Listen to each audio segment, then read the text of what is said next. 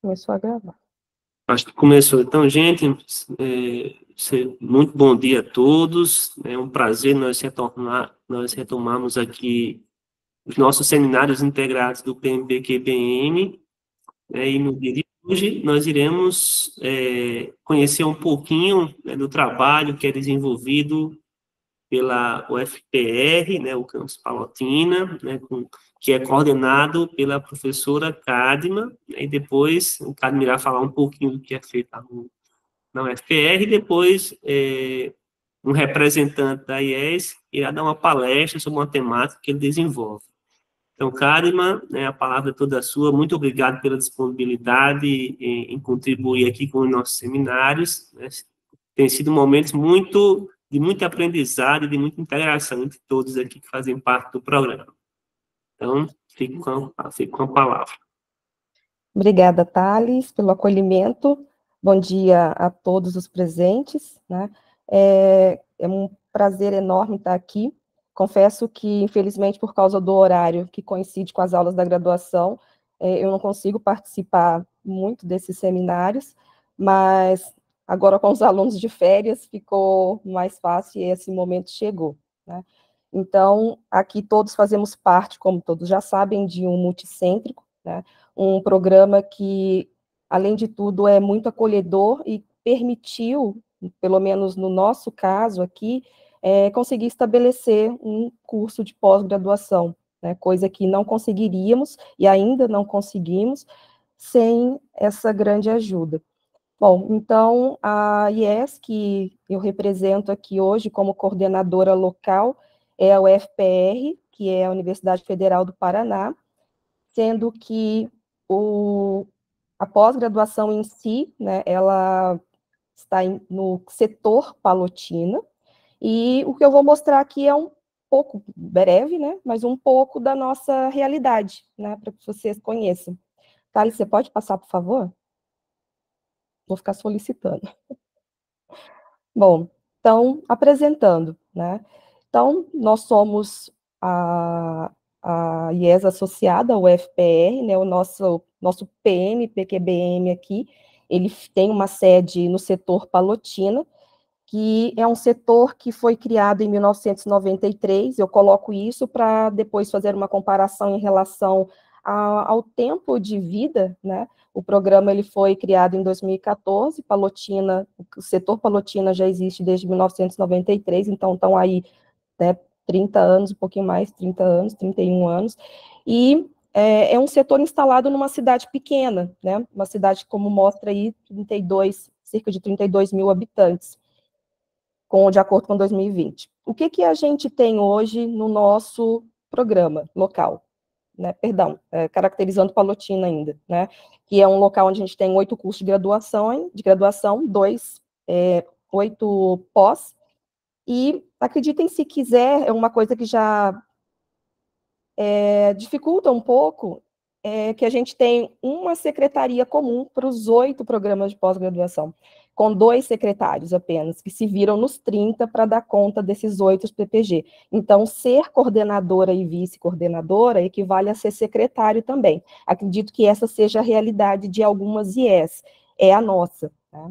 Desses 8 cursos de graduação, eles são voltados para cursos de engenharia, curso de agronomia, veterinária, isso porque o local em si, onde o setor está instalado, é movido a economia é movida pela agropecuária, então, é uma cidade extremamente abastada, que é sustentada pelo agro, né, pelo agronegócio, então os cursos são voltados para essa área.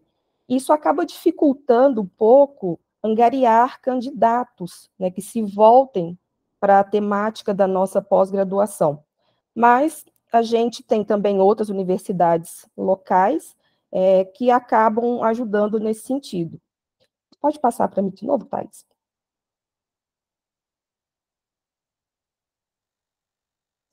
Bom, nosso caminho até aqui, tá? Para explicar alguns números. O surgimento do PPG, em 2014, né, que chegou até Palotina, graças à nossa vice-coordenadora atual, que no momento que nesse momento, em 2014, era a coordenadora, que é a professora Marise. Então, a pós-graduação, nesse momento, tinha um orientador, uma orientadora, que no caso ela, e esse número só foi aumentar, né, em 2016, com 3 orientadores, contando com ela, e 2018, mais agregados, 2020, até chegar em 2024, onde a gente tem 10 professores, né, 10 orientadores.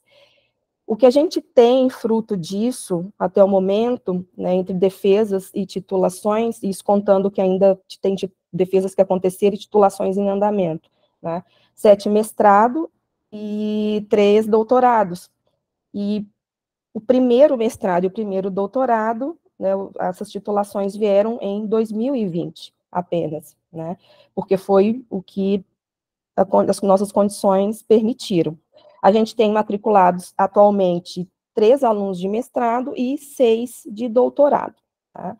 Daí a gente pensa, bom, são 10 anos de programa e não é uma produção muito grande em termos de recursos humanos, né? Thales, por favor.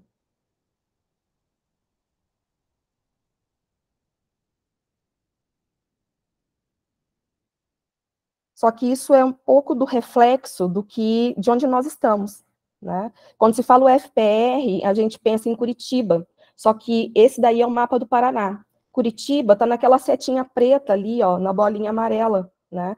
É onde fica a sede da UFPR, onde tudo acontece. Nós ficamos no oeste do Paraná. É mais fácil na Argentina e no Paraguai do que num campus ou setor da UFPR Curitiba, né? E aí eu estou mostrando exatamente onde está localizado o Palotina, né? E coloco também onde está localizada a cidade de Toledo. Por que eu coloco Toledo? Porque dos nossos 10 professores hoje, 4 são de Toledo. Então, para que a gente tivesse um corpo docente maior, a gente precisou agregar outro setor, né? Inclusive, eu sou de Toledo também, né? Em Toledo, a gente tem um curso só, que é um curso de medicina, é um campus novo, então, ele surgiu em 2016. A cidade é um pouco maior, como vocês podem ver aí, mas também gira em torno do agro. E o curso de medicina, ele destoa basicamente totalmente de tudo que se tem aqui, né? E é um curso também que não nos ajuda com candidatos, porque eles não vão para a pós-graduação normalmente. Eles terminam, vão fazer residência ou vão simplesmente trabalhar, né? Então, isso é um pouco do que dificulta o nosso progresso, mas a gente não desiste, né? Thales, por favor.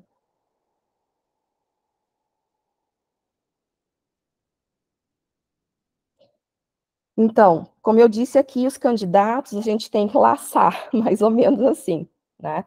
E o fato de o programa ser de bioquímica e biologia molecular, que não é algo atrativo para os cursos de graduação de muitas das áreas que estão mais próximas de nós, né, pertencentes ao UFPR, a gente acaba lançando mão de subterfúgios para trazer os alunos. Então, isso aí é só um folder de um curso que a gente se reuniu para ofertar um curso preparatório para a prova específica, né? Porque a bioquímica pega muito para os alunos, pega muito para os candidatos, mas a gente teve o cuidado de tentar fazer esse facilitador. Notem que é o segundo curso preparatório, né? O primeiro já aconteceu também nesse sentido da gente conseguir esses candidatos, né? Mas não é lamentação ou lamúria chorar, tá? É só para mostrar mesmo a realidade e mostrar que a gente está sempre tentando formas de buscar como ter candidatos, porque aqui para nós é muito difícil, né? Cada crescimento, cada novo professor, cada novo aluno que entra, para nós é uma vitória. Então, Thales, pode passar, por favor.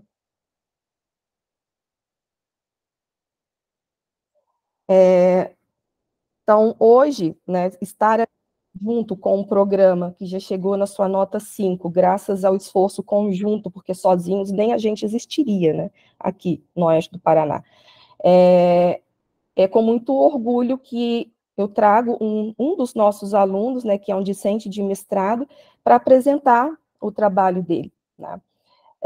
O Alcântara, ele já está basicamente finalizando a dissertação dele.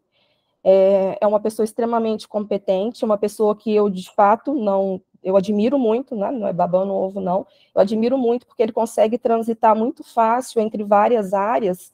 Ele tinha me pedido, não me apresente assim, mas acho que eu vou apresentar assim, desculpa, Alcântara. O Alcântara é médico e ele é professor da UFPR Campus Toledo, né, do curso de medicina.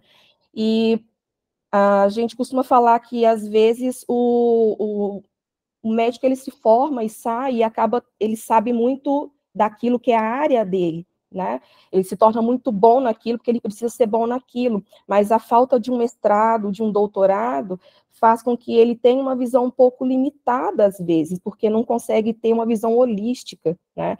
E ele se embrenhou nessa empreitada, né? Ele está aí com a gente atrás do mestrado e espero que vá atrás do doutorado também, porque o programa está de portas abertas. Eu acho que tem uma mão levantada, é a Marise?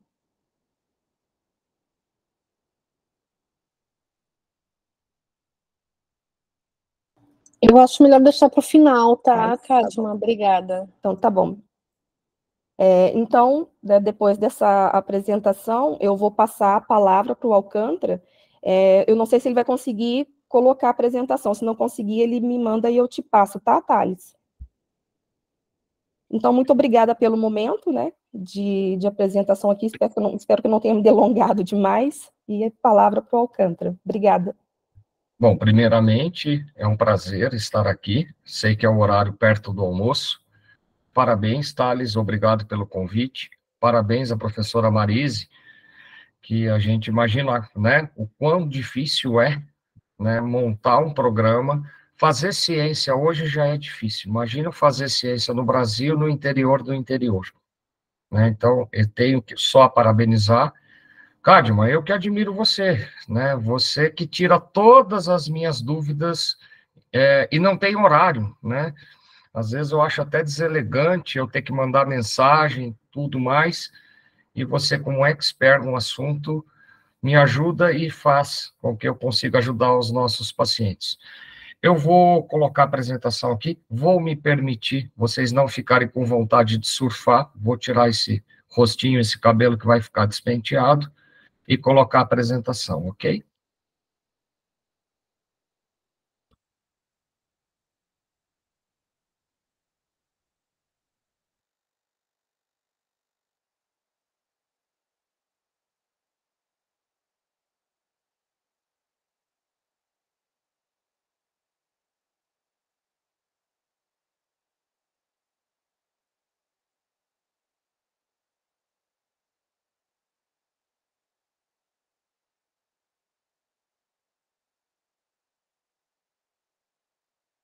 Vamos reduzir aqui.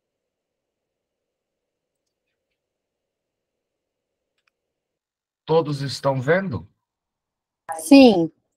Ótimo, então acho que a gente não vai precisar compartilhar, mas caso a conexão aqui, a gente está um pouquinho longe, às vezes pode falhar, tá? Conforme, se houver falha, eu entro novamente e vou tentar ser breve, ok?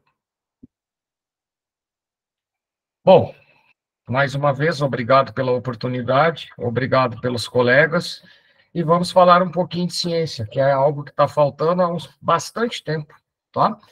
Então, a gente está aqui para falar um pouquinho da determinação de perfil genético de possíveis casos de deficiência de AADC em pacientes com distúrbio de neurodesenvolvimento e transtorno motor. O tema norteador, né, é de distúrbios de movimento, uma área que eu gosto bastante, tá? Sou mestrando, sou aluno da professora, recomendo o nosso grupo, são aulas maravilhosas. Meus conflitos de interesse, tá? Graças a Deus, muitas pessoas até têm medo de colocar, fala que não tem conflito. Sim, eu quero ter conflito, sim. A ciência precisa de apoio. E se a gente não tem verba disponibilizado, que a gente procure esses interesses e faça trabalho conjunto. Uma questão apenas de manter a ética e a boa prática médica. Agradeço desde já O meu orientador, que também eu azucrino bastante, ele vai mais às 5 da manhã, né, o doutor e professor Edivan, que nessa orientação, tanto quanto a Cadma, se tornou um grande amigo, tá? Então, nem no Natal a gente deixa de estar juntos e de discutir ciência. A agenda que a gente vai abordar aqui para vocês conhecerem um pouquinho mais do que seria a deficiência de AADC. Então, a gente vai trazer uma apresentação clínica inicial, a sua definição, enfim, e a metodologia e os resultados até então que a gente conseguiu em nosso estudo. Tá? Como objetivo geral, a gente quer determinar se a deficiência de ADC é causa de distúrbio de neurodesenvolvimento e transtorno motor em pacientes da PAI de um município do oeste do Paraná. Para isso, a gente fez também uma caracterização de perfil sociodemográfico, familiar, história gestacional, pediátrica, neurodesenvolvimento dessa população, a determinação do perfil genético da população estudada. Durante o trabalho, isso foi possível desenvolver, mediante a revisão da literatura, estudo sensciométrico sobre o tema, tá? Produção de alguns artigos, o envolvimento também na formação de recursos humanos e iniciação científica. Então, a gente conta no grupo também, né, com alunos da graduação, e estamos aí disseminando a importância dos testes genéticos para o diagnóstico etiológico, né? Hoje em dia, muitas pessoas pegam 2, 3 sintomas e já dão a etiologia. Então, é isso que a gente quer desmistificar. A hipótese testada, nessa população específica, há algum, né, com essa deficiência dessa enzima, e conforme o diagnóstico, se, né, positivo, favorecer medidas, tanto terapêuticas, preventivas e prognósticas, e com base no conhecimento também do diagnóstico, fazer a orientação. Isso é muito importante quando se fala em genética. E por se tratar de uma deficiência rara, a gente está contribuindo, sim, né, com a prevalência dessa condição no mundo, aquilo que justifica os nossos esforços aqui. Tá? O que é essa tal AADC? Bom, primeiramente, é um distúrbio grave, de início precoce, tá? Uma doença genética autossômica recessiva. Então, essa doença, ela é caracterizada por mutações no gene da dopa descarboxilase, tá?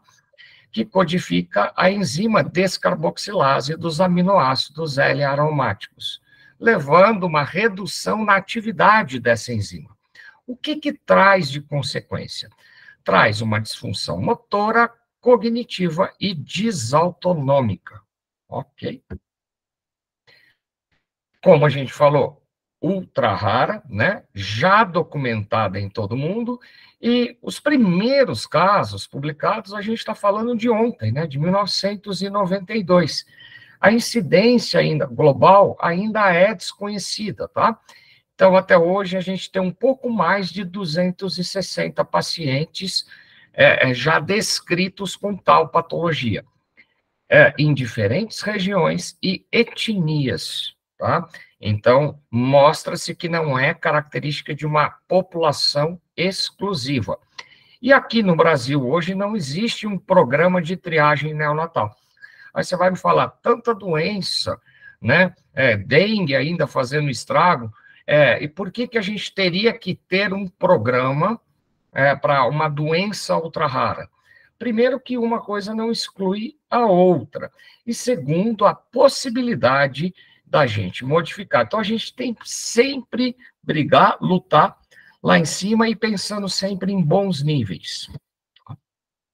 Então, para a gente ter uma ideia, né, da proporção dessa prevalência, a deficiência de ADC é mais incidente do que, né, mais prevalente do que uma síndrome de West. Por que eu estou citando a síndrome de West? Hoje em dia, acho que muitos aqui, né, já ouviram falar do canabidiol, que é bom para tudo. cientificamente falando, serve para síndrome de West, Lennox-Gastaut e alguns casos refratários de TEA. No mais, não existe evidência científica.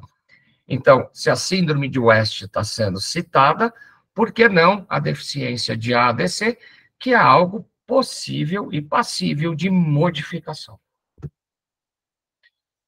Na genética, super simples, são mutações em homozigose ou heterozigose. Aqui já complica um pouquinho mais, mas compostas no gene DDC, tá? Então, a gente está falando de 15 exons, mas o padrão de herança é autossômico recessivo, ou seja, né, pai portador e mãe portadora, a gente vai ter 25% de chance de uma criança apresentar tal condição, tá? É uma doença que atinge o cromossomo 7.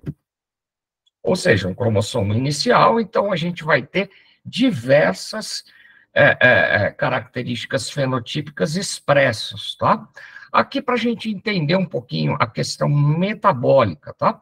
Qual a importância dessa enzima, da dopa-descarboxilase, né? A gente também tem esse sinônimo.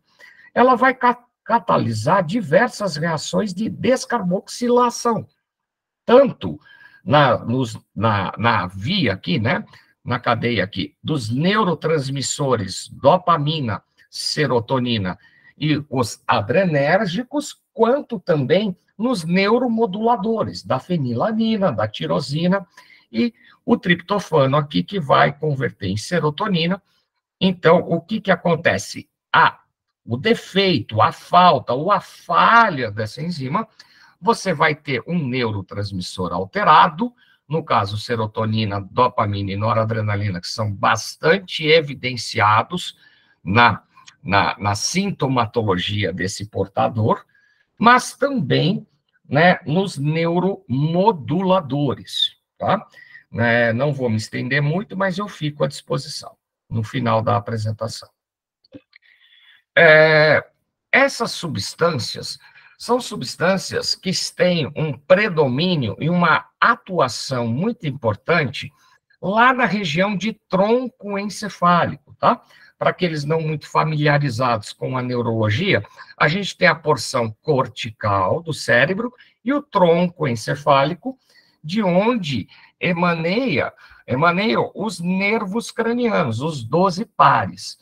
Então, na região mesencefálica, a gente tem uma porção chamada pars, substância nigra ou negra, que é dividida em pars compacta e pars reticulosa.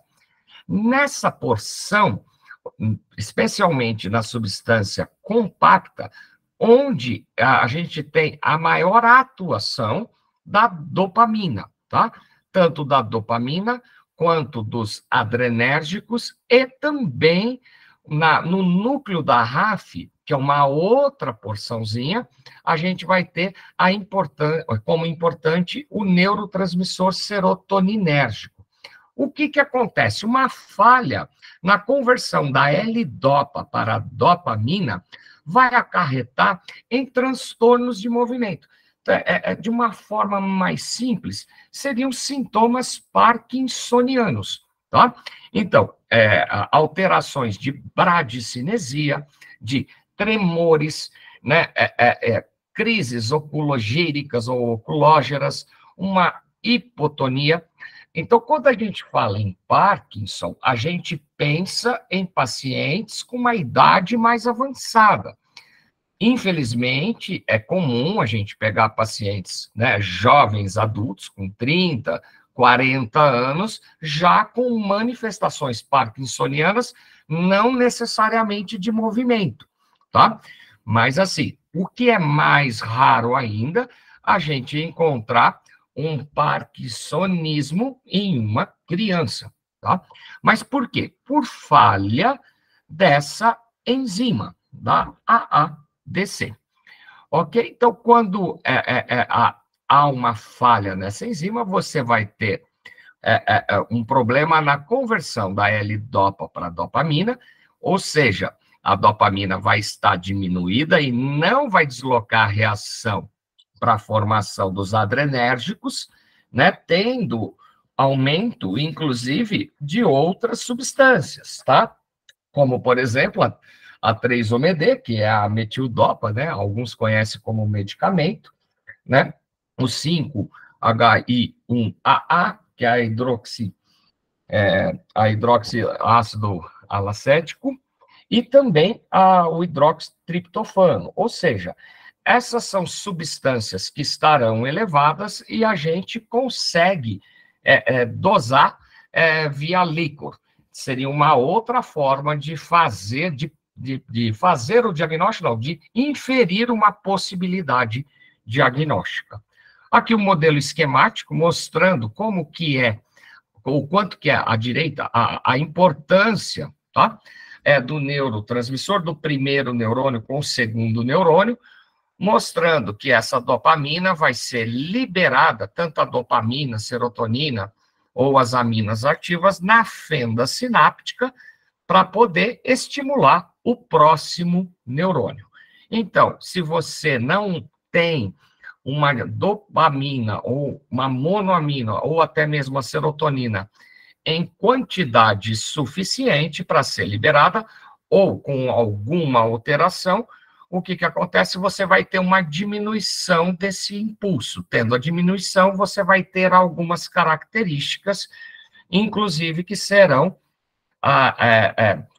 evidenciadas durante o desenvolvimento neuropsicomotor. Aqui a gente fez uma representaçãozinha, tá? Deixa eu só liberar o vídeo, só para ilustrar e dar uma pausa.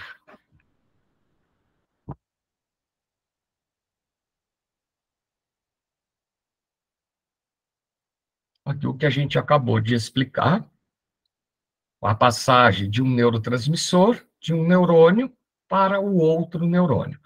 Então, a maioria das medicações que a gente tem para diversas doenças irão atuar nessa fenda, seja inibindo a recaptação, tá? Para manter disponível o neurotransmissor por um tempo maior, ou até mesmo estimulando a liberação desse neurotransmissor. Tá, na falta dos neurotransmissores, né, e dos neuromoduladores, o que a gente vai ter de apresentação clínica, tá? Isso, como médico, é muito importante. Hoje em dia, muitas pessoas, a gente tem muita informação, e a partir dos sintomas já se infere um diagnóstico. Isso está errado, existe um raciocínio, um step by step.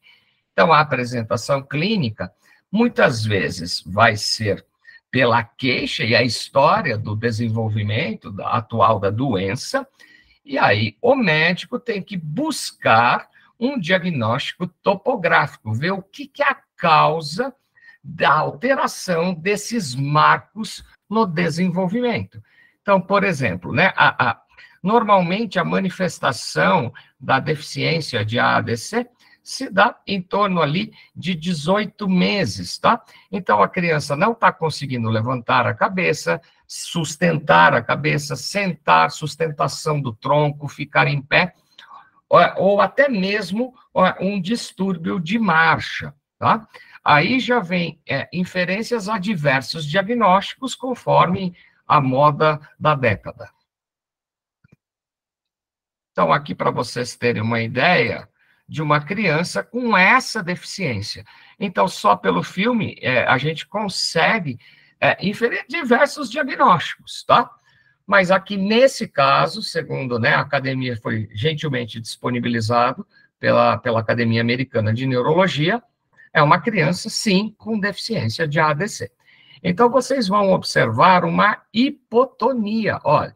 Então, o bracinho aqui, né, eles estão tentando estimular e não consegue sustentar. Então, isso se deve muito à falha no neurotransmissor dopaminérgico. Se vocês observarem, há uma alteração do olhar, um olhar fixo mais para cima, ó, tá? Aquilo é uma crise oculogírica, tá bom? Mas para a gente poder, né, trazer em prática o que a bioquímica remete num paciente nosso do dia a dia, tá? Então, aqui vocês estão vendo, são estímulos, ó, vamos ver se sustenta a perninha, Ó, não consegue sustentar. Então, isso é uma manobra muito comum, é feito, inclusive, também em adultos, um Mingazini, que a gente chama, para ver quanto tempo sustenta. Então, por exemplo, uma doença encefálica vascular, a gente vê se sustenta o braço ou não, aí tem toda uma técnica para isso, ok? Olha, a criança não consegue sustentar também o tronco. Então, só para a gente trazer aqui, e vocês terem uma ideia. Aqui mais uma criança, também com deficiência, essa é uma criança já... Opa, desculpa, deixa eu ver se vai. Vamos dar o play. Não deu. Ah, e sim, desculpa. Então, também, né, mostrando, ó, a crise oculogírica, a hipotonia e a desatenção, ó, não vai. Então, você tem que estimular, não que ela não queira, mas sim não consegue executar esse movimento. Há 10 anos atrás, 15 anos atrás, né, aqueles que não conheciam a patologia em si, vai bater o olho e vai falar, isso é uma paralisia cerebral. Sim, é uma paralisia cerebral. A quê? O que aconteceu? Por que eu estou reforçando bastante a crise oculogírica, tá? Esse desvio do olhar, tá? Porque isso se confunde muito com epilepsia, tá? Não deixa até de ser uma epilepsia, mas não necessariamente uma epilepsia pura por alguma lesão anatômica. Então, normalmente, para vocês terem uma ideia, um diagnóstico de epilepsia tem o eletroencefalo, que você vai avaliar a atividade elétrica das áreas cerebrais, e mais, também, podendo ser complementado ou não, por um exame de imagem. Então, o que é ruim no dia a dia do médico? 30% dos eletros vêm normais e o paciente tendo a condição, muitas vezes, já registrada pelo eletro, tá? Então, a gente tem que tomar cuidado, porque, assim, um eletro normal não vai excluir, né? Mas, assim, na prática, o que é feito? Se entra com um anticonvulsivante e tem esse diagnóstico de uma epilepsia sem uma etiologia registrada. A crise oculógera ou oculogírica não é epilepsia, né? Não é, apesar de clinicamente parecer uma crise do tipo de ausência ou uma parada comportamental ou até mesmo uma epilepsia de hipocampo de lobo temporal, tá? Sem manifestações convulsivas. Então, vamos passar aqui. O que é importante, né? Se a criança, se o indivíduo tem essa sintomatologia de hipotonia, de não sustentar, de estar fazendo desvio do olhar, de ter alteração do sono, de ter sintomas disautonômicos, tá? Nesses casos, a gente tem que pensar, sim, tá? Em deficiência de ADC. Mas você vai falar, poxa, um diagnóstico anatômico, topográfico, é um neurotransmissor? Não. É uma doença de tronco encefálico da substância negra, tá? Então, a gente está falando, existe sim uma localização, e esse é o raciocínio clínico, né, acadêmico e propedêutico que se deve seguir. Então, você vai testar outras funções, tá? No caso, o médico vai testar as outras funções do mesencéfalo e ver se tem alteração. Aí sim, vamos buscar. Será que essa alteração foi por uma hipóxia durante o nascimento? Pode ser, mas nem tudo é por hipóxia ou por gestação prolongada. O que a gente vê muito hoje, não, teve uma hipóxia, mas e o Apgar? Não, o Apgar estava bom. O Apgar é uma escala que se aplica durante o nascimento do bebê, tá? Não, se o Apgar está normal, não foi hipóxia. Então foi um bebê pós-termo. Poxa, mas ele nasceu com 40 semanas, não nasceu com 45, não... Então não é. Sim, vamos buscar alguma doença, tá? Que muitas vezes não vai ter uma alteração anatômica, né? Numa tomografia, por exemplo, ou numa ressonância, aí sim a gente vai ter que buscar que é uma alteração, uma provável alteração dos neurotransmissores. Então, mais uma vez, né, a gente sempre vai trabalhar com um diagnóstico diferencial. Então, hipotonia, atraso no desenvolvimento neuropsicomotor, de uma natureza não progressiva das manifestações motoras. O que a gente vai ter que pensar? Em outras doenças, doenças neuromusculares, uma distrofia de Duchenne, por exemplo. Tá? Um bebê com convulsões, crises oculogíricas, uma distonia paroxística. Aqui sim, aqui vale a síndrome de West, por exemplo. Tá? Irritabilidade, problemas na fala, deficiência intelectual, vai ter, né, muito provavelmente, uma alteração anatômica, né, no caso de uma imagem, assim a gente vai pensar num TEA, tá? Porque na ADC, as imagens até hoje são normais, a gente está falando que a gente trabalha numa escala de medida, numa boa ressonância que a gente tem aqui na região, né, de 3 teslas vai estar normal, né, e ou apenas um achado inespecífico que não vem ao caso, isso entra apenas em diagnóstico diferencial. O que a gente fez? A gente inverteu o fluxo. Será que todas essas paralisias cerebrais são paralisias cerebrais por hipóxia ou por tempo prolongado de gestação? Então, a gente inverteu o fluxo, tá? Vamos ver, será que não tem uma ADC por aqui? A gente precisa fazer um estudo de prevalência. Tá, como que faz o diagnóstico? Poxa, Alcântara, você quis fazer já genético, isso não dá para fazer no Brasil todo, tá? Dá sim, né? Então, dá para fazer um painel metabólico? Com certeza, lógico que dá para fazer um painel metabólico. O que a gente vai encontrar nesse painel? Diminuído, né? O 5, né? 5IAA, as pterinases que entram ali logo naquele gráfico que a gente pôs das bioquímicas, pode estar normal. O L-DOPA, se não está sendo convertido em DOPA, vai estar aumentado. Aí você vai falar, tá, mas vamos fazer isso no líquor. Por que no Brasil está proibido isso? Está proibido porque é um líquor intratecal, não é o líquor da coluna que a gente faz do adulto, tá? Então, esse tipo de colheita hoje não é indicado, inclusive é contraindicado. Dá para a gente fazer ensaios de plasma? Essa é a expectativa nossa, de aumentar a acurácia dos exames plasmáticos, tá?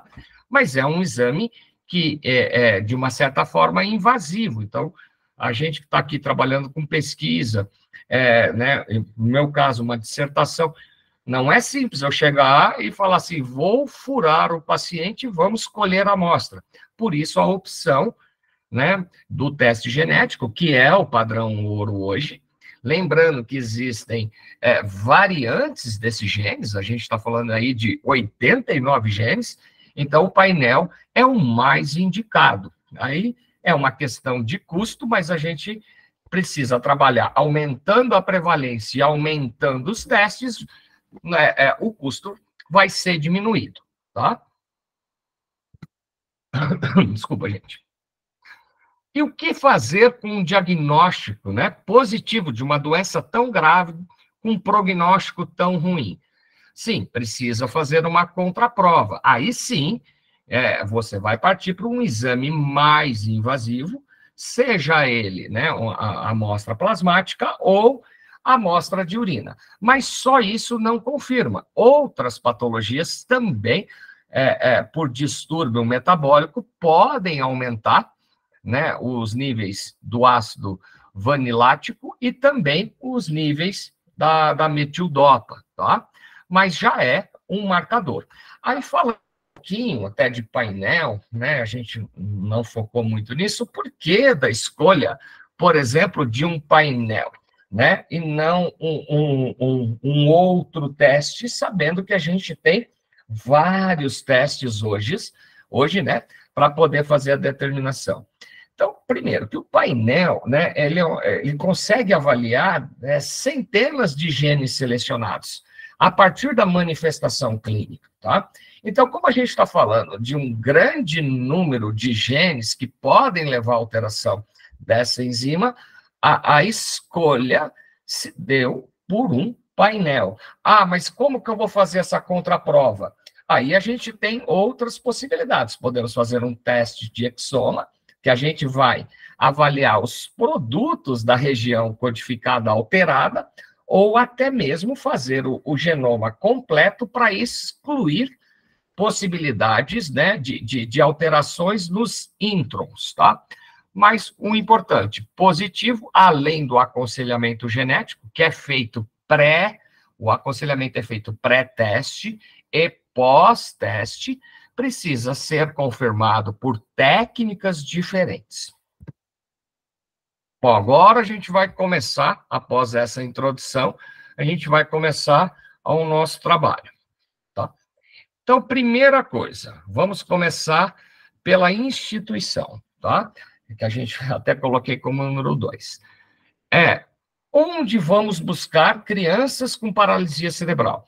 Até para situar vocês, eu faço neurologia clínica do adulto, eu não atendo pediatria, tá? Então, mesmo que eu atendesse, se é uma doença ultra rara, a chance de eu me deparar com uma criança com essas características é menor. Então, a gente buscou direto com a APAI, então a instituição que cuida e que faz uma gestão brilhante, eu acho que pelo Brasil todo, pouco provável uma APAI que não cative, que não faça algo importante, tá? Então, em primeiro lugar, a gente foi selecionar, abre aspas, as nossas amostras, de uma certa forma, pacientes que podem se beneficiar. Tá? Mediante a isso, qual a melhor teste? O melhor teste é o teste genético, tá? Como que a gente consegue? Para vocês terem uma ideia, na época que a gente começou o trabalho, a gente está falando de um teste que não é para todos, tá? Ainda, se Deus quiser, a gente vai difundir, divulgar bastante. A gente está falando de teste na faixa de R$20 mil, um teste, tá? Então, entramos em contato com essa empresa, a PTC, é uma fármaco, tá? Uma indústria farmacêutica, tem a sua sede em New Jersey, tá? Então, a gente fez contato tanto em New Jersey, na Bélgica, na Coreia do Sul, enfim, em contato direto para poder disponibilizar um número de testes que é feito por outra empresa para a gente poder aplicar nos nossos alunos, né, os nossos pacientes. Então, dá para fazer? Dá, tem que fazer parceria público-privada, desde que a gente mostre que o trabalho, né, tem uma relevância e uma importância, tá? O que a gente teve de dificuldade? Então, aqui na metodologia também foi o parecer, né? Então, a nossa comissão de ética. Então, isso foi o que demandou um pouco mais de tempo e a gente volta a falar um pouco mais à frente. Então, para a gente iniciar o nosso estudo, precisamos do teste, precisamos das crianças a serem testadas e precisamos do aval da universidade para estar realizando. Como que a gente procedeu? Como que a gente vai escolher essas crianças? Então, a gente está falando aí de uma instituição com quase 600 crianças, né, com quase 600 internos ou alunos que frequentam a APAI. E não necessariamente são só crianças, tá? É uma APAI que recebe gente da região toda e não necessariamente eles vão de segunda a sexta, tá? Então, tem gente que só vai para uma atividade, para uma ecoterapia, ou para uma fisioterapia, ou para uma aula específica. Então, esse é o dia a dia de uma APAI. Quem não conhece, recomendo. Tá? Então, os critérios que a gente foi, para a gente aplicar os critérios de inclusão e exclusão, análise de prontuário, tá? Avaliamos essas crianças e fizemos uma avaliação complementar com demais pesquisadores e profissionais de saúde. Então, não fui sozinho, obviamente o momento médico é um momento médico, mas a avaliação e toda a análise da instituição foi feita pelo nosso grupo de pesquisa sob gestão do professor Dr. Edivan. Tá? Quais são os critérios de inclusão que o teste recomenda, tá? A gente falou da empresa PTC. A empresa PTC, ela adquiriu, comprou os testes de uma outra empresa chamada Mendelix. E essa empresa tem os critérios para poder liberar a aplicação do teste e ser pago por uma outra empresa. Então, tem que ter atraso no desenvolvimento neuropsicomotor com características centrais, tá? Isso é no exame físico. Isso não dá para ver a característica e falar isso é cerebral ou é do sistema nervoso periférico. Então, isso tem que examinar, tem que bater o martelinho, enfim, tá? Esse transtorno de movimento, ele é intermitente, né? Ou ele é fixo e progressivo, tá? Apresenta desautonomia, apresenta crises oncologíricas, que é um marco importante, se tem, a gente já tem que pensar. Sim, está dentro dos critérios. Então, junto do prontuário, essa criança já veio com o diagnóstico, ela está tomando remédio, ela já tem uma tomografia com uma imagem mostrando hipóxia, está fora. Então, aí, no caso, entra os critérios de exclusão. Então, é a avaliação e mais a análise do prontuário, tá? Então, um grupo analisando o prontuário e a gente analisando a parte clínica, aí cruzando esses dados, tá? Existe um transtorno de espectro autista, por exemplo, já com diagnóstico, com uma alteração anatômica, tá? Então, esse daí tá fora, ok? Bom, dificuldades, algumas, né? Fazer um estudo em APAE é super difícil, mas não impossível, tanto que a gente fez. Então, primeira coisa, apresentar o que a gente pretende, né? Mostrar o impacto do nosso trabalho no benefício, não somente da instituição, mas sim daqueles que frequentam a instituição. Então, a gente apresentou para a direção o que era deficiência de ADC, para o conselho, isso foi ganhando força. E durante as visitas, a gente tem que estar frequente. Não adianta fazer uma apresentação e voltar para colher. Então, uma vez por semana, tem que passar lá, tomar um café, comer um bolinho, conversar, discutir, observar.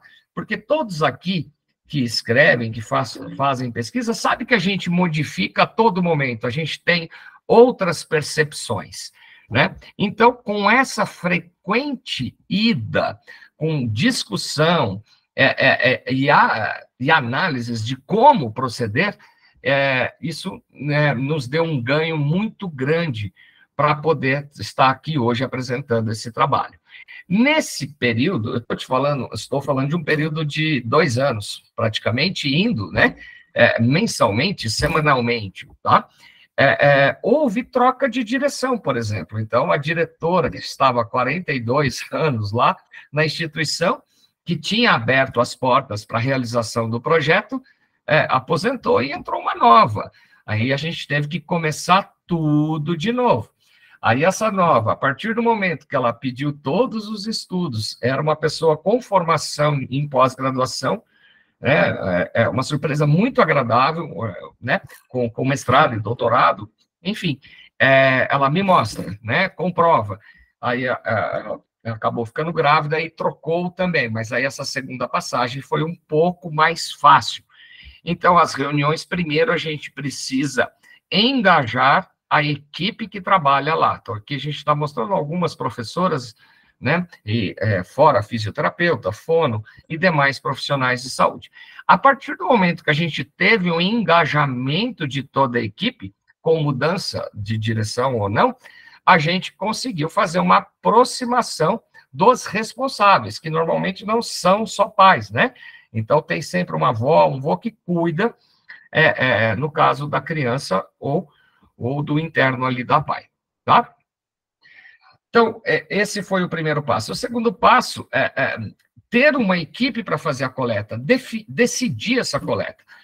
Ainda mais com criança, quanto mais ela te vê como parte do ambiente, mais ela vai colaborar. Então, imagina, você nunca foi lá, chega com um cotonete grande, que é um exame da bochechinha, né? Para fazer um teste sem nunca ela ter visto você. Então, a gente tinha uma frequência, como a gente já falou, e nesse meio tempo, a equipe responsável por coleta também. Ah, você é médico, você sabe coletar e é só um SUAB. Não, a gente está falando de 20 mil reais, a gente não pode errar, tá? Apesar de eu ter feito patologia clínica há mais de 20 anos atrás, não sei, então vamos trazer um profissional capacitado, que tem formação em biomedicina, tem laboratório, tem uma rede de laboratórios, que foi o nosso profissional aqui, o Márcio, junto com a equipe dele. Então, não é qualquer um que vai coletar, tá? No caso, um profissional que tem até uma rede de laboratórios e nos ajudou. Então, a gente fez várias parcerias para poder estar realizando esse teste e reforço aqui, a gente, uma certa frequência, estava na instituição. E até durante as conversas, o que é importante? Como os internos, né, da APAE, vamos chamar assim para ficar mais fácil para mim, eles não têm uma frequência de segunda a sexta como uma escola, um colégio normal. Tem uns que vão só alguns dias da semana. Então, a gente separou por categorias, tá? Então, categorias do fundamental, infantil, EJA, e a colheita foi feita dentro da sala de aula, a gente não deslocou ninguém. Agora, para poder fazer isso, tivemos que treinar também as professoras. Então, as professoras fizeram um treinamento, tá? É simples, sim, mas fizeram um treinamento com a equipe do laboratório, né, que gentilmente nos apoiou, para poder, em caso, né, do indivíduo não deixar ser coletado, a professora poderia coletar, mas na presença nossa, da equipe toda, tá? Então, a princípio, né, durante a revisão, a gente precisava entender um pouco mais o que é essa deficiência. Como assim, um Parkinson em criança? Isso chamou muito a atenção. Espera aí, se eu trato adulto, eu trato criança? Obviamente não é assim, né? Então, vamos estudar. Como o grupo tem acadêmicos, vamos fazer um estudo sensiométrico, tá? Então, vamos levantar tudo aquilo que a gente conseguir sobre essa patologia. Já que a gente vai fazer isso, a gente precisa não só conhecer a doença, mas também a gente precisa conhecer a população, de onde vem, quem são, como é, né? Então, temos que fazer, sim, um instrumento das variáveis sociodemográficas. A gente está falando aqui, a Cadma colocou muito bem, oeste do Paraná, então é uma região muito agrícola, tá? Com um per capita altíssimo, mas, assim, que vive muito do soja. O quanto disso não é um viés de um agrotóxico? A gente tem que saber. Será que isso está interferindo, está modificando o gene e dando? Então, a gente precisa saber qual o tipo de população estudada. E aí, sim, a gente vai para a aplicação do painel. Durante o estudo, né, da mesma forma que houve intercorrências quanto à direção, né, da APAE, da unidade que a gente testou, houve também o quê? A princípio, a gente tinha... A ideia era testar todo mundo, tá? Porque o painel que nos foi ofertado é um painel que pega mais doenças de neurodesenvolvimento. Então, não somente 89 genes, mas esse painel permite avaliar 121 genes. Então, a princípio, a gente queria fazer o máximo possível, até para utilizar o resultado desse teste genético para outras patologias. Por que não? Né? Vamos oferecer para todo mundo. Então, na primeira seleção, né, os alunos do infantil, fundamental e aqueles mais adultos. Então, como critério de exclusão eram acima de 18 anos pelo teste, e ao longo do tempo, a gente tinha vários testes disponíveis, e como houve demora no parecer do Comissão de Ética, a empresa acabou ofertando esses kits para outros colegas médicos fazerem em seus consultórios. Então, a gente foi perdendo o que a gente tinha, tá? Aí a gente partiu para uma segunda seleção, né, que contemplou 49 candidatos, ainda assim é um N altíssimo, tá? Dentro dos estudos que tem hoje no mundo, E na terceira seleção, apenas 45, porque 4 dos responsáveis não preencheram o termo. Infelizmente, ou felizmente, a gente tem que ter essa segurança, né, pois a gente está fazendo um estudo em humanos.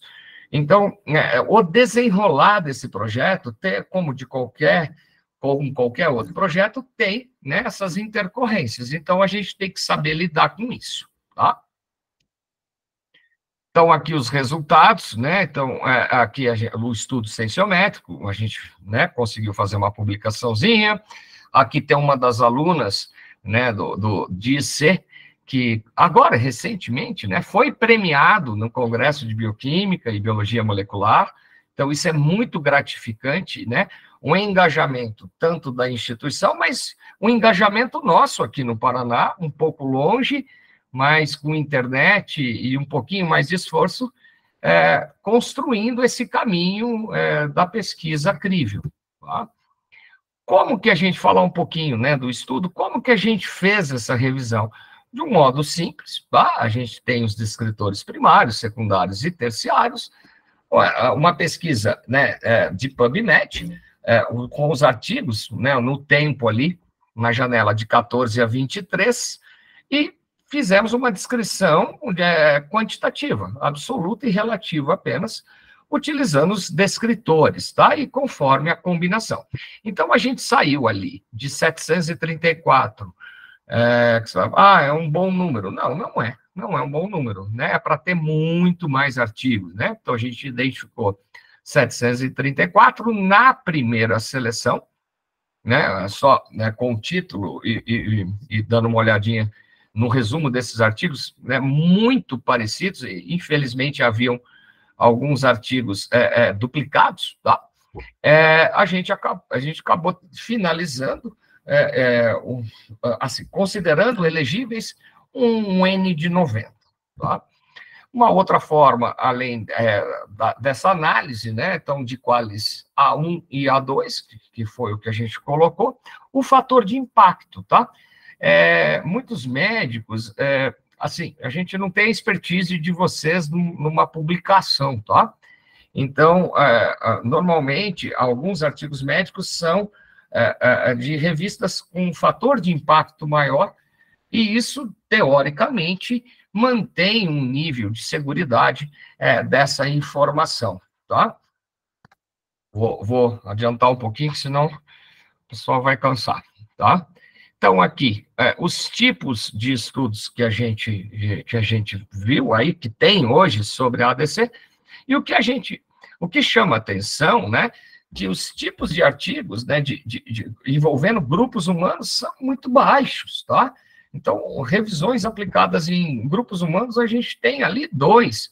O que a gente tem? Revisão sobre o assunto tem bastante, né, dentro desse N de 90, alguns relatos de casos, né? Mas o que a gente está fazendo aqui, se a gente for olhar por esse prisma, é de ponta. A gente está trabalhando, sim, com pesquisa em humanos, tá?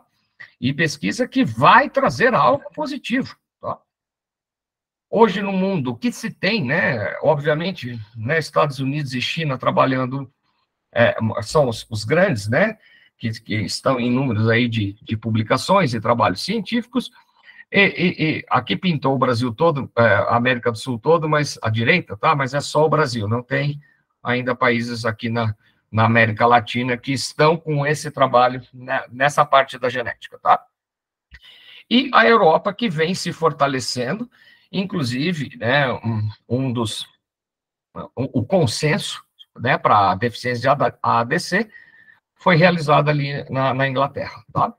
Então, está aqui o consenso, né? É um consenso que é utilizado até hoje para a gente, né, seguir como, né, pensar, né, os guidelines que os médicos usam, o que a gente vai utilizar para diagnóstico, o que a gente vai utilizar de terapêutica, né? Então, é feito um consenso. E isso é de 2013, então a gente está falando de 24 países envolvidos, em sua maioria na Europa, tá? E 38 centros, tá?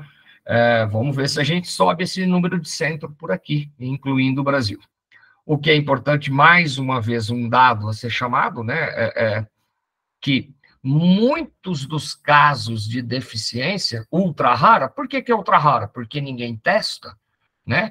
Será que esse é um viés? Então, existem estimativas, né? Cálculos estatísticos que falam que mais de 90% ainda não tem diagnóstico. O que que a gente tem de diagnóstico hoje? Os asiáticos, tá? Aí sim, com um gene característico, então, se tem esse gene, vai sim desenvolver a ADC, então isso permite, né, aconselhamento genético, que eu acho que é um dos principais, uma das principais objetivos, né, para a gente estar fazendo o teste, e a gente pode observar que não é restrito ao asiático, né, caucasiano, árabe, judeus, iranianos, então a gente tem mais de 50 variantes, que ainda não tem uma relação, uma correlação direta entre genótipo e fenótipo, tá? Então, aqui os resultados, né, que a gente... Já estou acabando, pessoal. O resultado que a gente fez da nossa avaliação da população nossa, tá? Então, a gente procurou trabalhar, né, dos alunos, o sexo, com certeza, a mediana, né, o grupo de idade, enfim, qual é a população que a gente estudou, tá? Número absoluto e número relativo. É importante, dentro disso daí, a gente ter a caracterização dos pais. Então, quando a gente fala em genética, primeiro, avaliar, né, saber se é sexual ou não, então avaliar os genitais, e saber a história patológica pregressa, não só do indivíduo, mas sim dos pais. Existe alguma herança familiar? Então, por exemplo, em epilepsia, tem mais alguém com epilepsia? Irmãos? Não. Pai ou mãe?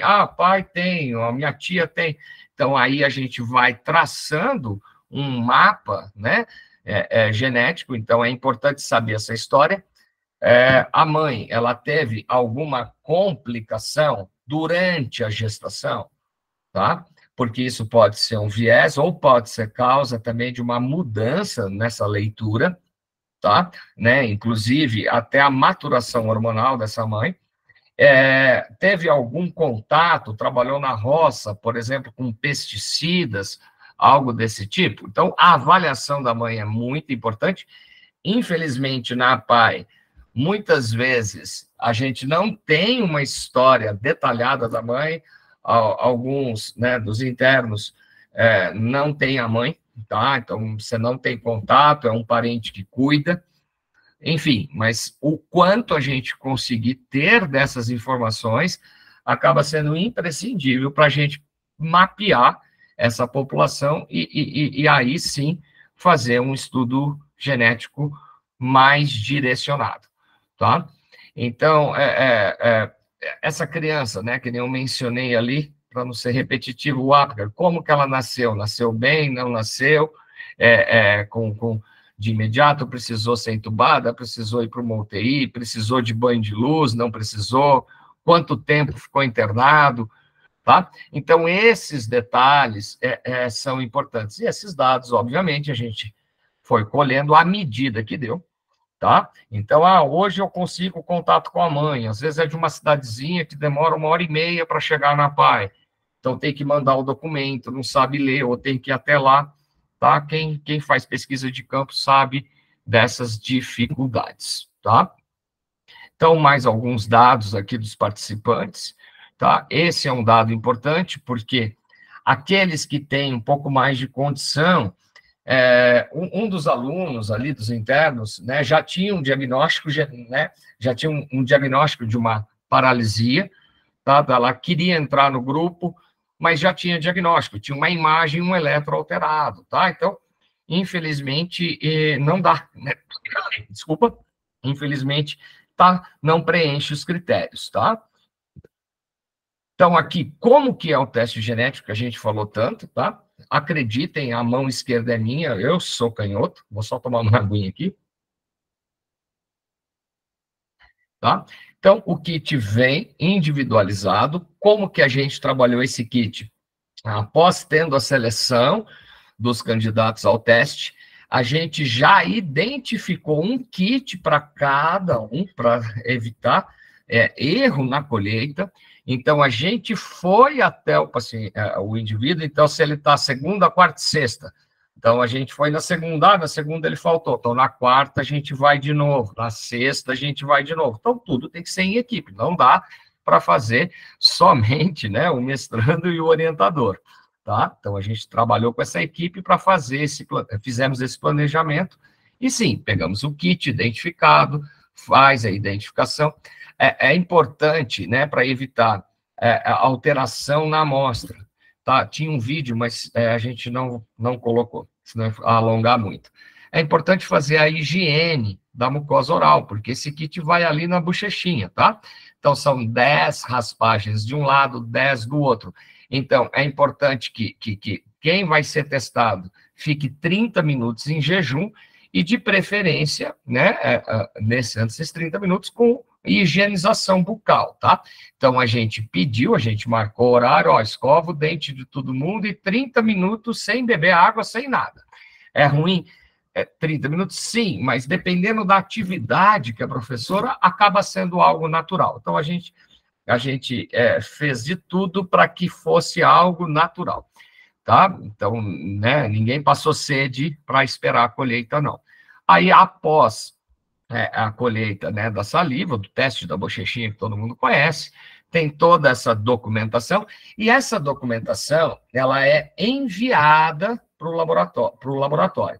O que a gente fez? A gente combinou com o laboratório, ficamos com o kit, a estabilidade dele é de 29 a 30 dias em temperatura ambiente, então bem tranquilo, tá? De não perder a amostra, mas eles vieram retirar, a gente não ficou mandando para correio, para ser extraviado, enfim, né? E aqui alguns genes analisados, alguns não, os genes analisados por esse painel movimento, tá? Como que se dá a avaliação, como que a gente recebe esse resultado? Então, existe um código, existe uma página, só eu tenho acesso, tá? Então, eu tenho uma senha, eu vou entrar no site da empresa e eles vão me disponibilizar, eles vão me disponibilizar o resultado dessa análise. Peço desculpa, que o meu filho, acho que ele está chorando. Bom, aqui, como vem, né, como que é o resultado. Então, só para vocês terem uma ideia, tem todo o descritivo, os genes analisados, como é feito esse método, tá? Inclusive os parâmetros de validação e sequenciamento. Bom, e os resultados, Alcântara? Né? O mais importante são os resultados, né? Das 45 amostras, a gente está com uma ainda a ser entregue, tá? Tudo isso foi feito em conjunto com a equipe tanto da APAE quanto a equipe aqui do nosso grupo de pesquisa, tá? Mas a gente já tem, sim, um parcial. De parcial, o que a gente tem, né? Um resultado incerto, olha só. Então, a gente está falando, sei lá, do ECODE, do banco de dados genético. Não tem, tá? A gente recebeu uma amostra que mostra uma deleção ali, né, no cromossomo 4 e tal, enfim, uma deleção 4.2, né, em cromossomo 6, de braço longo, em heterozigose. Fazendo um levantamento, a gente só viu um caso semelhante, acho que na Amazônia, não sei se tem alguém aí da Amazônia, só que é recessivo. Nesse caso aqui, é uma cópia dominante. O que mostra aqui, né, que existe muito a ser explorado ainda, então, esforços como o aqui do programa serão bastante salutares para poder a gente evoluir com esses testes, tá? Então, como considerações finais, né, sem grupo a gente não vai fazer nada, como as professoras mencionaram, né, é uma pós pequena, mas muito boa, tá? Muito boa, todo mundo se envolve, engaja. Então, assim, isso só foi permitido fazer esse estudo por estar frequentando o programa aqui de Palotina, tá? A gente precisa de mais qualidade em algumas publicações hoje, tá? Então, todo mundo aqui sabe da indústria de artigos, tá? Das revistas predatórias, enfim, fica difícil, faz parte, né? Infelizmente faz parte, mas, assim, pelo menos nesse tema, nos últimos 5 anos, vem ganhando um interesse grande, depois do consenso ali em inglês, né? As pessoas estão disseminando mais. A gente não está falando somente para a ADC, mas existem outras patologias também de neurodesenvolvimento. O que não dá é para falar que é paralisia cerebral, déficit de atenção e TEA. Gente, não dá. Tá difícil. Hoje em dia, as fraquezas estão virando diagnósticos, e pelo menos eu não aprendi assim, tá? O diagnóstico, a gente precisa, sim, de ferramentas para fazer o diagnóstico etiológico, e quanto mais a gente utilizar, esse custo vai diminuir. Se a gente aumentar a capacidade nossa de ter a prevalência, né? Se a gente testar mais, a gente aumenta a prevalência. Se a gente aumenta a prevalência, a gente vai conseguir, sim, lutar para colocar tratamentos, tá? Junto ao Conitec, disponibilizar isso pelo SUS, tá? Então, é muito importante o diagnóstico correto e a utilização correta das ferramentas que a gente tem. A Cadma colocou bem, normalmente, nós médicos, né, a gente vai já para a sua área de atuação, trabalha, e a gente trabalha bastante, tá? Então, médico trabalha muito, tá? Eu não conheço médico que não trabalhe, que trabalhe menos do que 12 horas por dia, não tem final de semana, é um sacerdócio, a gente perde um pouco, né, muito até da privacidade, tá? Então, assim, se a gente conseguir, de uma maneira prática, introjetar essa cultura, ou manter essa cultura do correto diagnóstico e da bioquímica, por exemplo, da genética, se aproximar do médico, tá? Olha, tenta isso, vamos por aqui, vai nos ajudar, tá? Vai nos ajudar. Aquele resultado positivo, a gente está em contato, tá? Com alguns centros, com algumas pessoas. Eu tenho um network, um lead extenso, então eu consigo contatar alguns colegas para a gente dar continuidade, inclusive fazer o aconselhamento genético. E hoje em dia a gente já está ciente que estão tentando disponibilizar uma ferramenta, né, de inteligência artificial para poder nortear qual o melhor teste, porque genético, pede um teste genético, não é simples. A gente sabe que existem diversas técnicas, né? O mais conhecido, né? O cariótipo, né? De banda G, mas ele vai ver número, estrutura, tamanho, né? Então, para Down, aborto precoce, isso ajuda, né? Mas eu posso fazer uma fluorescência in situ. Sim, daí você vai marcar, mas não são para todas as doenças. Por exemplo, no meu dia a dia, para Prader-Willi, mieloma múltiplo, sim, talvez, né? É mais da oncologia, mas podemos fazer múltiplas amplificações. Então, não é tão simples. Para o médico, no dia a dia, é mais fácil colocar lá glicose, tomografia, tá? Obviamente, eu gosto de trabalhar, inclusive, com a topografia nos casos de imagem. Mas, assim, para aprender o que é um array, né? Uma sequência, um teste de nova geração, isso aí vai muito da busca ativa do próprio profissional. Então, isso a gente tem que colocar no dia a dia, realmente. Vou cancelar aqui a minha apresentação, deixa eu ver. Parar a apresentação. Deixa eu pôr minha cara aqui, que eu acho que eu falei muito, gente, desculpa, tentei ser o mais rápido possível. Fico à disposição de vocês. Parabéns, Alcântara, Cadma. Eu já tenho uma pergunta aqui, já levantei a mão, deixa eu ver se tem gente na minha frente, para não passar ninguém. Não.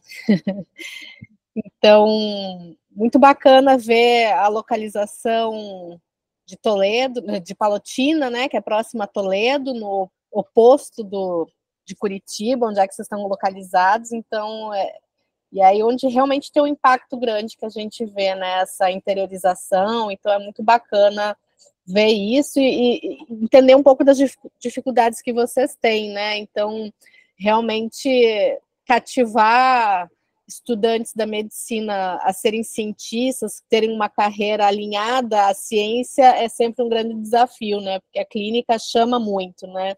Então, mas parabéns, Alcântara, por ter dedicado aí o seu tempo para esse estudo, né? E muito relevante, né? Então, esse diagnóstico, né, é fundamental, e o grupo de pessoas que você conseguiu recrutar, né, cerca de 45, então eram pessoas, obviamente, com uma idade mais avançada, né, assim, não eram crianças recém-nascidas, no sentido de ter o diagnóstico ou sintomas logo iniciais, né, então, assim, uma pergunta é mais, assim, no sentido de se existe algum encaminhamento pelo SUS, acho talvez mais difícil, mas eu estava vendo que está tendo uma mudança até no aumento de doenças incorporadas no teste do pezinho para diagnóstico, e se existe algum movimento dessa doença ser incluída, né, dessa deficiência ser incluída, porque acho que com o diagnóstico precoce,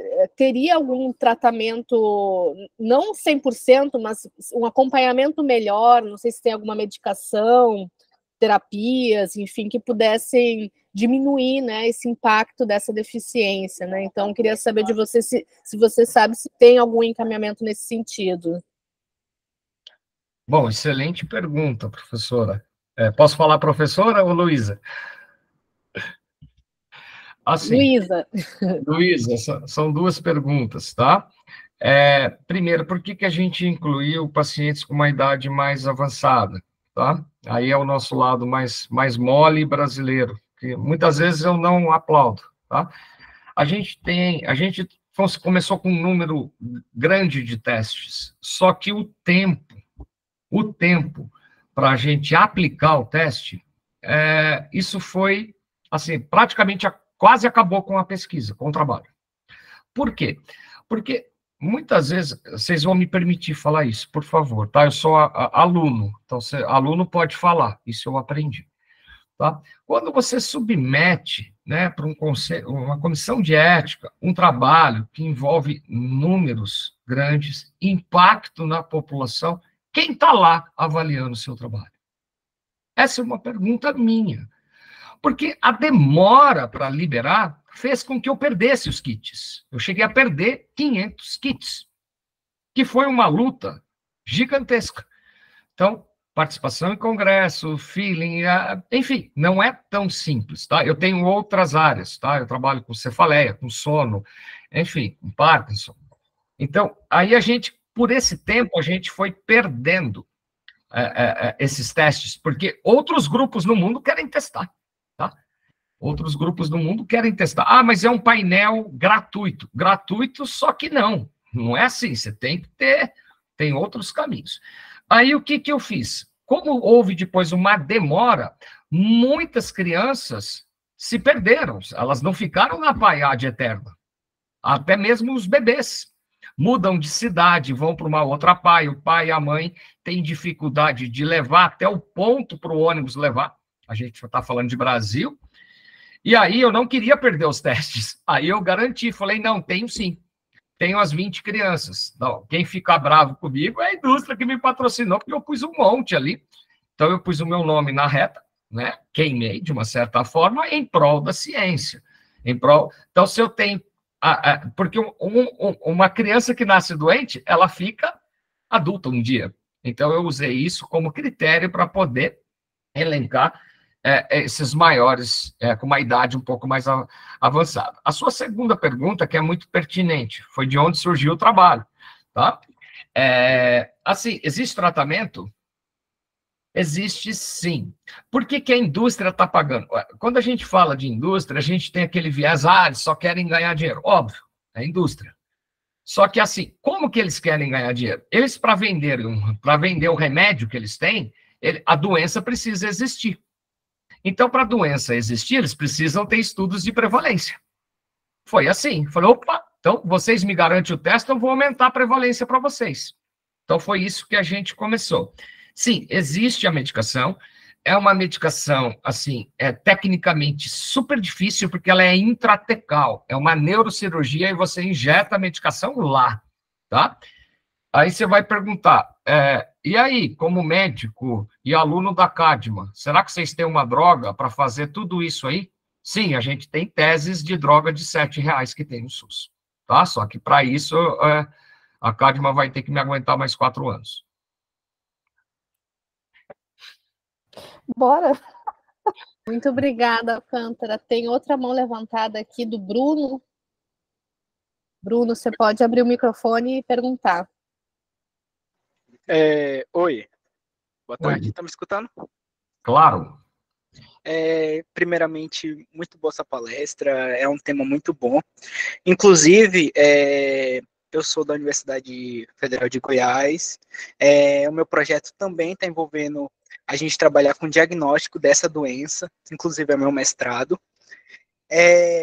Como o senhor falou na parte do CEP, nossa, demora muito, eu já estou com 1 ano, e foi quase 1 ano para a gente conseguir a aprovação no Comitê de Ética. E a minha dúvida era a seguinte, o senhor tem algum estudo, alguma coisa relacionado à doença, à falta da enzima, com a parte imunológica? Excelente, excelente.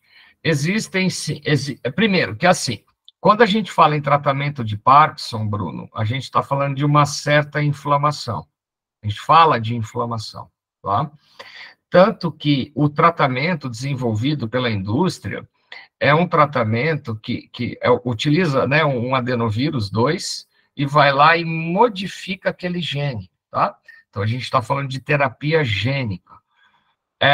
E, de uma certa forma, isso está envolvido com a cadeia inflamatória. A gente até brinca, no final da história, todo mundo morre inflamado. Tudo no final é uma grande inflamação. Sim, tem uma via, mas é uma via não na deficiência direta da ADC, porque a gente está falando de sistema nervoso central e não periférico. Existe, sim, as doenças, as síndromes demenciais, elas estão relacionadas com o aumento de algumas proteínas, beta-amiloide, proteína tal, tá? É mais conhecido isso para o diagnóstico da demência de Alzheimer, tá? Que tem um monte de Alzheimer por aí que não é, tá, gente? Cuidado, né? Eu tive Alzheimer. Não é, né? Mas, assim, o que acontece? Tá chegando mais pergunta. Tá. O que acontece? Essa via inflamatória é uma via mais de cofator, tá? É mais na evolução. Então, a gente observa isso em pacientes mais adultos. De um modo bem resumido, seria o quê? Se tem a deficiência. Se são vários genes envolvidos, então a gente tem partes de uma proteína, são várias partes. E dependendo dessa parte, você vai ter um espectro de sintomatologia. Não sei se eu respondi. Sim, mas não direto. Indireto. Acho que melhor assim. Tinha um monte de pergunta. Só para complementar, Claro. Porque quando eu estava procurando na literatura, vários estudos que eles fazem, quase nenhum, eles só comentam, tem uma relação com a parte inflamatória, mas não tem nenhum tipo de estudo que acaba envolvendo ou descrevendo esse tipo de técnica ou metodologia. Inclusive, esse daí é a pegada que eu quero trazer agora para o meu mestrado. Você está na pegada certíssima, porque envolve estamina também, tá? Envolve estaminas. Quando a gente fala de carbidopa e levodopa, que é o remédio para tratar o Parkinson, você acaba diminuindo a L-dopa, tá? É sim. Mas desculpa, eu te interrompi porque eu fiquei empolgado, Bruno.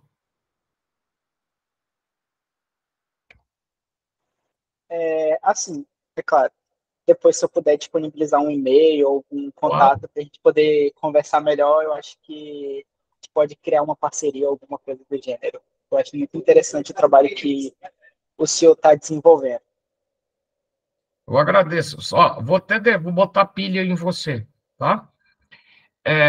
muitos dos transtornos de movimento têm uma relação direta com a via de armazenamento do ferro, tá? E a gente sabe que em processos inflamatórios, infecciosos, enfim, a reserva de ferro aumenta, tá? Não é só nutricional, e quando aumenta essa reserva, ela não fica em qualquer lugar no corpo, ela acaba aumentando a sua concentração lá naquela região mesencefálica.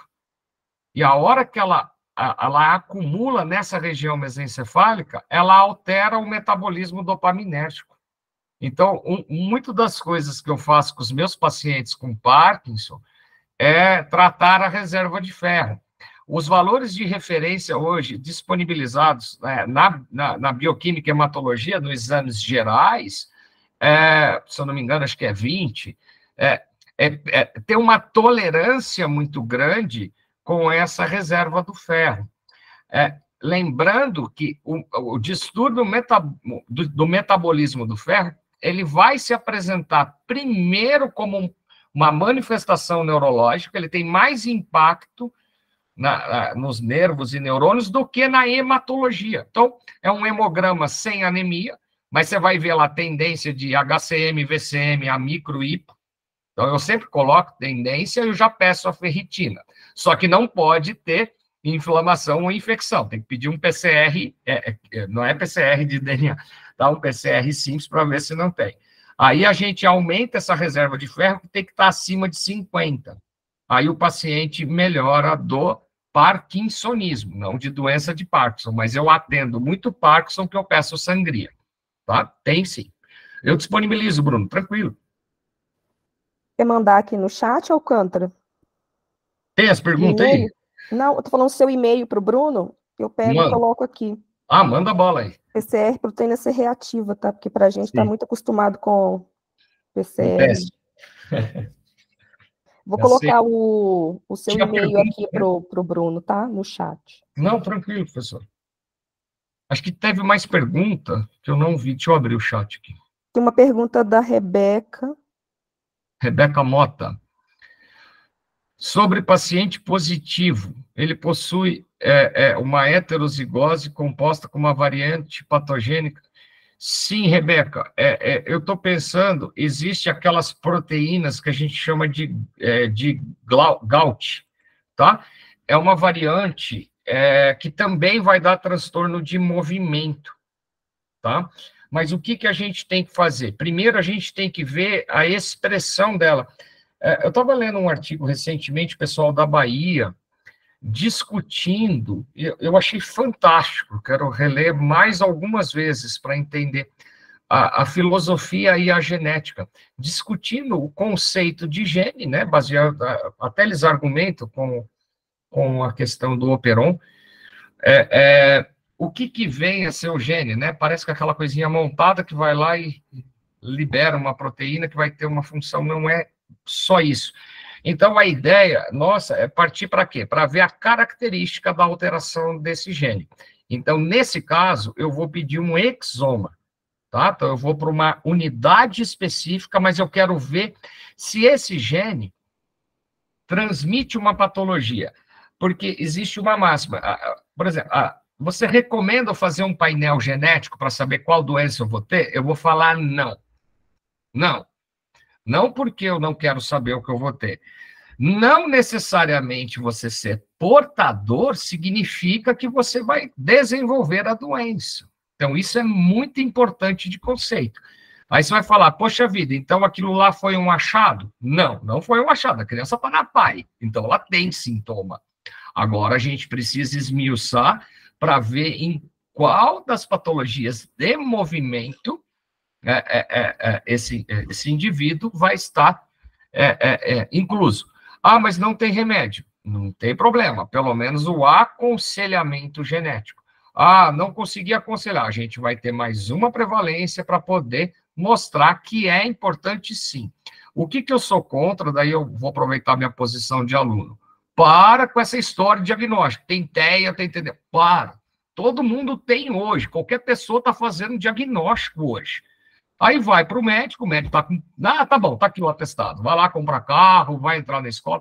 Não é assim. virou uma febre, né? Daqui a pouco virou a Viroteia, a Ritalina, agora é o Atento, agora é canabidiol. Não é assim. Se você me perguntar, tem paciente seu utilizando tal medicação? Eu vou falar que não, porque eu consigo, graças a, né, a estudar muito, a examinar com muita calma, resolver com remédio do SUS, mesmo sendo um médico de consultório particular hoje. Não sei se eu respondi, acho que sim, que eu me empolgo. É muito bom estar como aluno. Como é gostoso.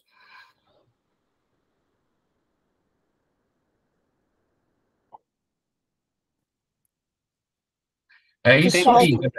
tem mãos levantadas. Tem Marise e Gabriel. Marise, pode começar. A Rebeca respondeu no chat. Marise, o microfone está fechado, Marise.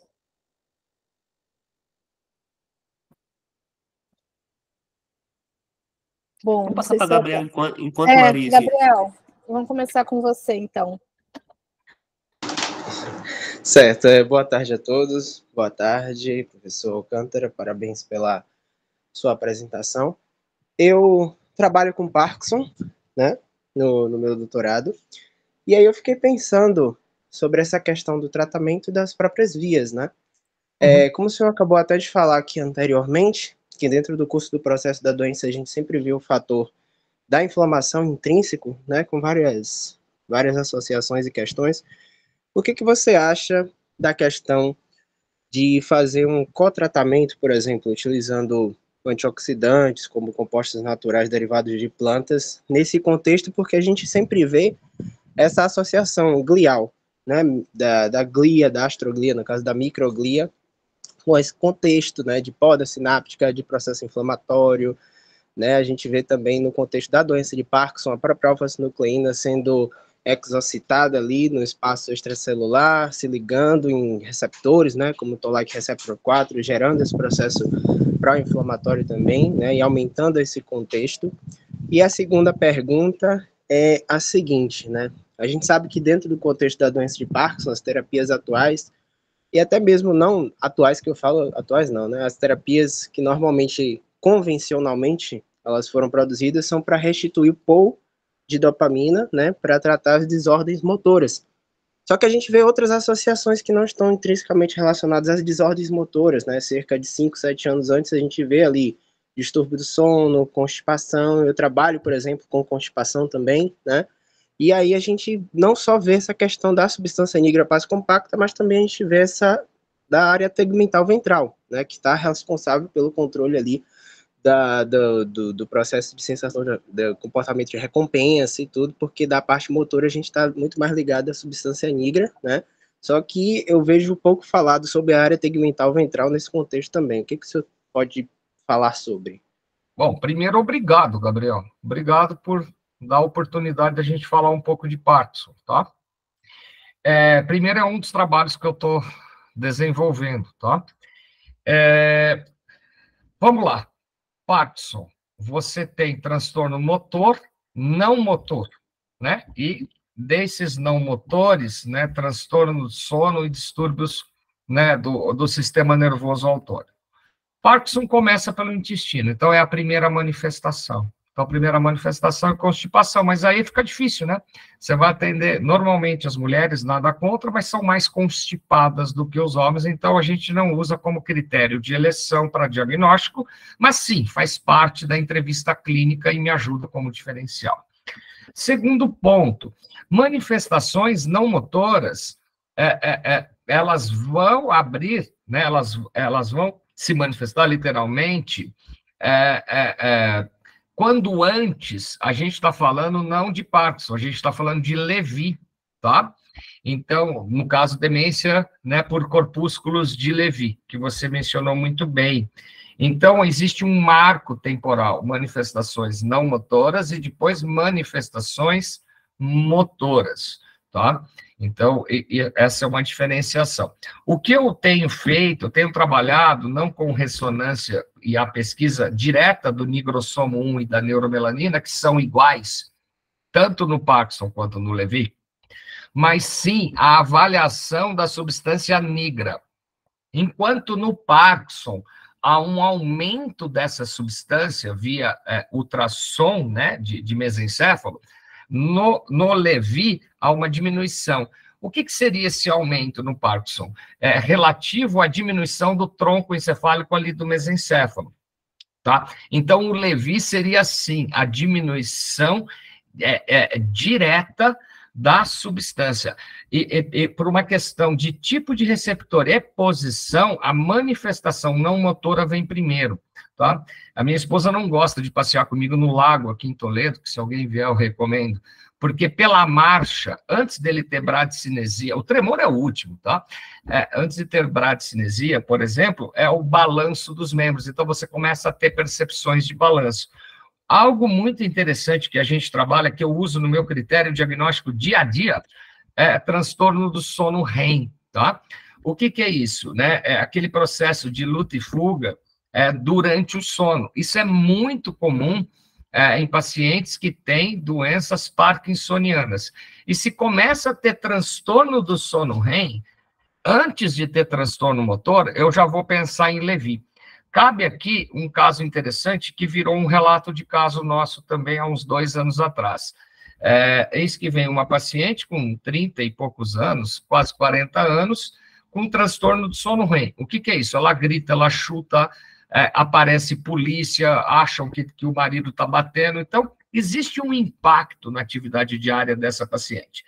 E ela já tinha passado por alguns colegas, alguns institutos do sono, e tentado todas as drogas, né? No caso, os GABAérgicos são os principais, então se usa, sim, ainda um diazepam, mas não para transtorno depressivo, e sim para um Parkinson, tá? Um Rivotril, um Lexotan, enfim, né? Então, existe um critério, você pode usar o GABAérgico, não vai dar demência, a gente tem que tomar cuidado, que tem muita bobagem sendo falada. Mas, enfim, o que a gente usou nessa paciente com consentimento, com tudo? A gente usou uma droga de movimento, tá, Gabriel? A gente usou uma droga que atua na dopamina e a gente fez ela dormir. Então, isso que você falou tem uma relação extremamente direta, inclusive, eu uso isso na minha prática clínica. Não vou me alongar muito, gente, desculpa. Eu me empolgo com essas histórias de Parkinson. Isso porque eu presidi um congresso de cefaleia tem 3 semanas, né? Um congresso aí que é uma sociedade que existe há 45 anos e a gente estava com mais de 700 pessoas aqui na região. Cefaleia também gosta. Pois não, professora? Obrigado. Nada.